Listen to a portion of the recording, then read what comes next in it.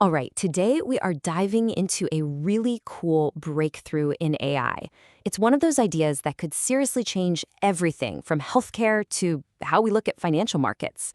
We're talking about cracking a code that has left even the most powerful AIs on the planet totally stumped. You've seen it, I've seen it. Today's big AIs are incredible. They can write poetry, they can code an entire app. It's wild. But what if you show one of them something like this? A simple waveform, like a heartbeat from an EKG. It just falls apart. It has no idea what it's looking at. So what's going on? Why do these super brainy machines completely fail at what looks like a pretty simple task? Well, this failure points directly to what researchers are calling AI's big blind spot. It's not a small glitch, it's a fundamental gap in their understanding, and we're only now figuring out how to bridge it.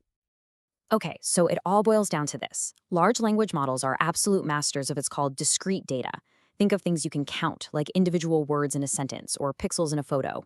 But so much of our world isn't like that. It's continuous, it flows.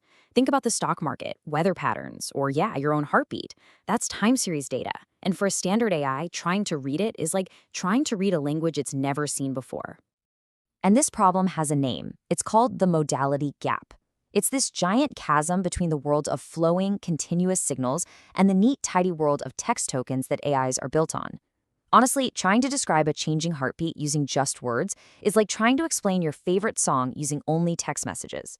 You can give it a shot, but you lose the flow, the rhythm, you lose the very soul of the music. So for a long time, the only way to deal with this was a really clumsy workaround. You'd take the numbers from a time series, you'd literally just turn them into a giant string of text, and then feed that to the AI. But this process, called tokenization, it just shatters the data. The AI doesn't see a meaningful pattern that rises and falls over time, it just sees a jumbled mess of numbers. The entire story the data was trying to tell gets completely lost in translation. But what if there was a better way?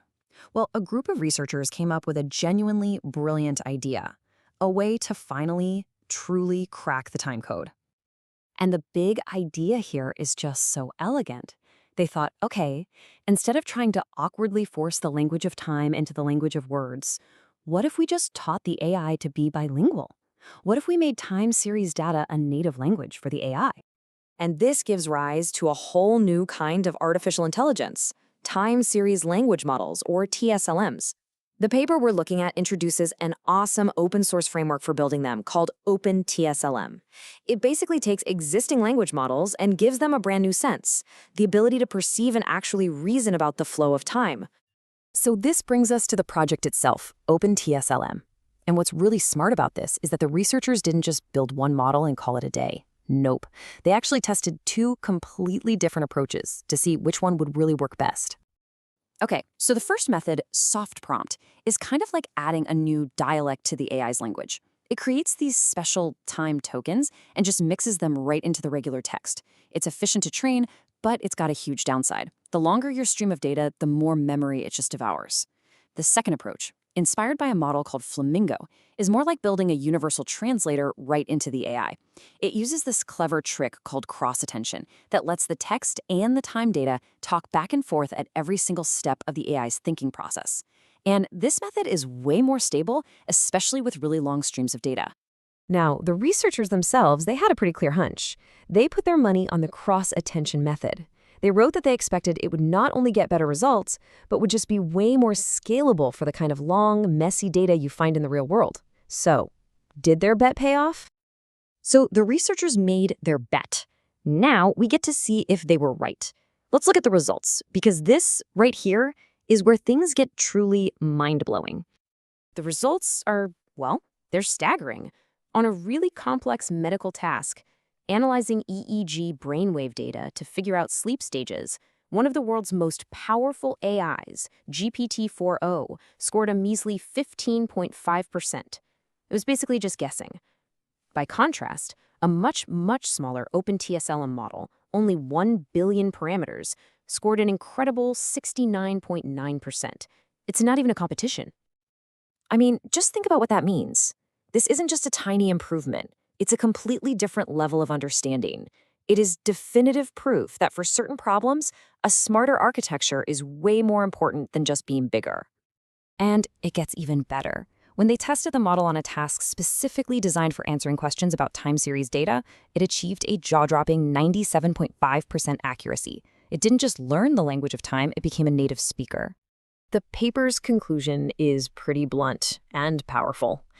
Without these specific architectural changes, even the biggest, most general-purpose AIs are simply the wrong tool for the job when you need to reason about time. Okay, so we've got a massive technical breakthrough here. But why should you care?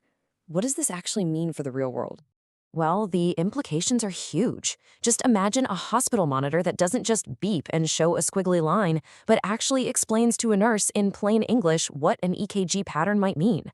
Or a financial tool that understands the story behind market trends, not just the raw numbers. We're talking about predictive maintenance in factories, spotting equipment failures before they ever happen. And because these models are so much smaller and more efficient, they can be deployed on devices with limited power, bringing this kind of AI to more places than ever before. You know, for so long, we've been collecting these massive streams of data that flow and change, but our best AI tools couldn't really understand its language. Now they can. And that leaves us with this one incredible question. Now that AI can finally understand time, what amazing stories will our data tell us next?